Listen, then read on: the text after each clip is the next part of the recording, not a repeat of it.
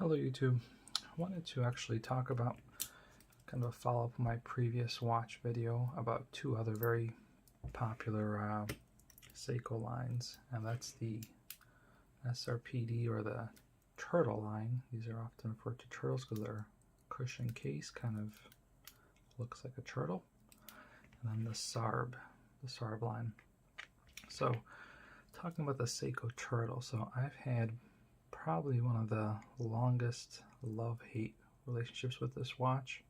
I've owned, I believe, the black, the gild, the white, and now this kind of twilight color. The reason I've owned so many is because these are very good value. So these are actually kind of a upgrade over the SKX line. So these kind of have a better movement. So it's kind of a, I guess you can call it step up in a watch.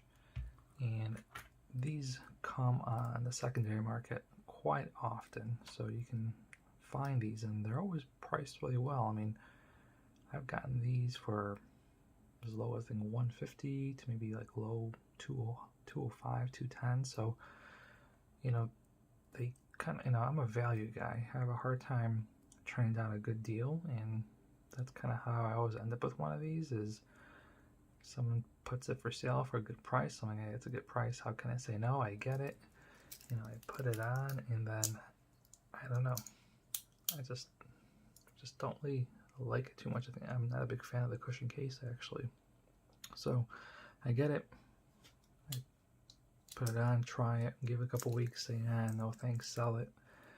A few months later, for some reason, I kind of miss it a little bit. One comes for sale for a good deal, I buy it again, and kind of been round and round. This one, however, I've kept the longest. I plan on keeping it because of the dial. I just think this is one of the nicest dials Seiko has done. It's got that kind of sunburst effect blue with the red. It's by far my favorite Seiko turtle, and just in general one of my favorite Seiko dials. They offer this similar dial on one of their, I think it's called the Twilight edition. It's one of the SBDC models, but those can get pretty pricey in cost. I think it's like a limited edition run too, so I haven't looked into it in a while, but I know they were kind of selling in the kind of high hundreds, 700, 800, 900 range. So but it looks very, very similar to this dial. So that's the main reason why I've actually kept this one for as long, and I probably will keep it because I'm really just in love with this dial. I did replace the crystal on it, so I put a double dome. I don't know if you can see it kind of here. You see a little bit of a dome.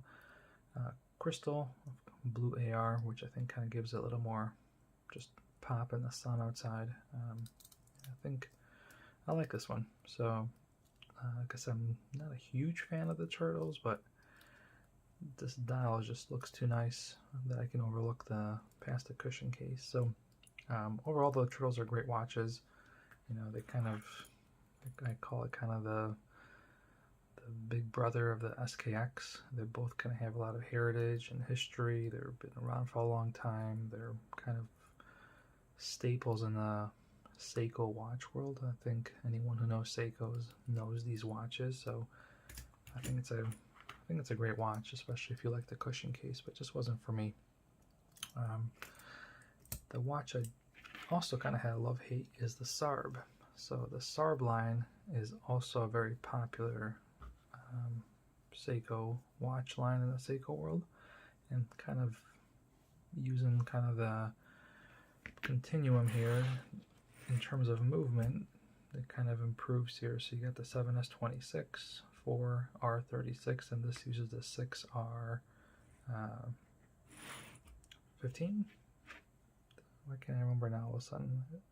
Yeah, 6R15, yep. Doubted myself there for a second. So the SARB are usually their dress watches, and the reason I've had a love-hate with this watch, this is the second time I'm owning the black one, and I've owned the white one twice, and to be honest, I like the white one better. So I kind of wish I might buy it back and have both, maybe. I don't know, but I've been kind of back and forth on. The reason I have a a little smudgy here. The reason I have that back and forth with them is the size. So it is kind of on the smaller side. I believe it's a 38, 39 millimeter, which it's kind of grown on me, but I've always kind of liked bigger watches. I think like 40 millimeters is my sweet spot, maybe 40 to 42. So this one was just kind of always a hair too small, but then I got used to it. So now I don't mind it too much, but it's more of a dress watch. You know, it's I put it on a leather strap, but it's great. It's a great work watch. Yeah, otherwise not much to say about it. These also are discontinued, so like the SKX line, you know, these are kind of growing in price as they kind of, you know, disappear. There's a few other SARBs. This is the 33, the 35 is the white one.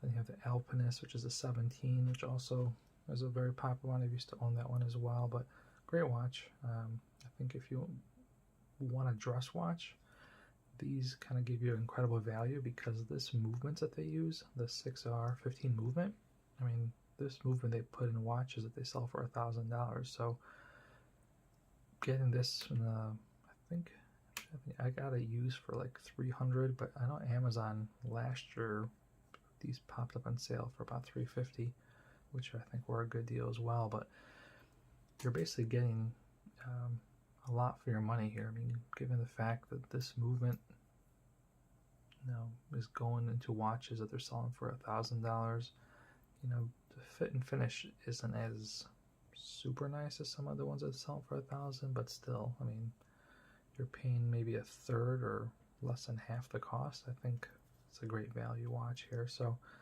you know, my motto is always about value, so that's really why I like Seiko in general.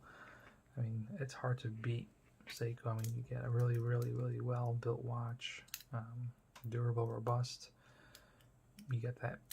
One of the things for me for watches is that kind of lineage, the history. I mean, Seiko's been around, you know, in the watch world forever, so you're definitely getting part of history. I know sometimes kind of non-watch people kind of, you know, put down Seiko, I think, because you know you can buy them at Walmart or you can buy them at, you know, department stores.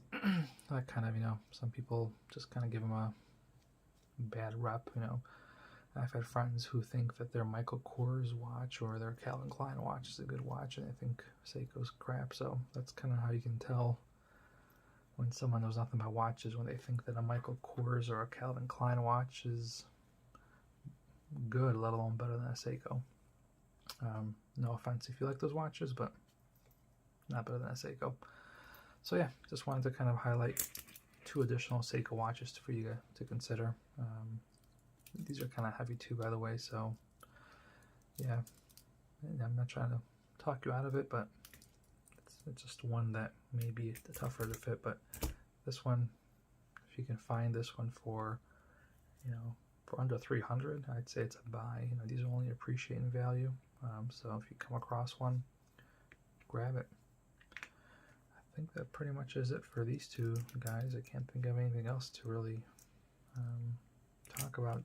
The other nice thing about the SARB is that these come with sapphire, so a lot of the Seikos kind of, you know, don't offer sapphire. They come with their proprietary Harlex crystal, which isn't bad, but sapphire just kind of get more scratch resistance, obviously, but it's also, I think, a little more kind of clear than the mineral crystals. So definitely a fan of the sapphire. So it's another bonus too, is you get the sapphire. You know, these of course are hand winding, hacking. I mean, with this movement and up, you kind of get everything.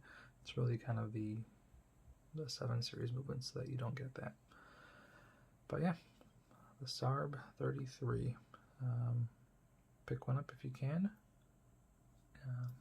Great watch. Personally, I would get the 35, which is the white one. I just like it better. It's more of a cream color. I think it looks awesome. I wish I never sold mine, and I'll probably keep an eye out for it and probably buy it back. All right, thanks for watching.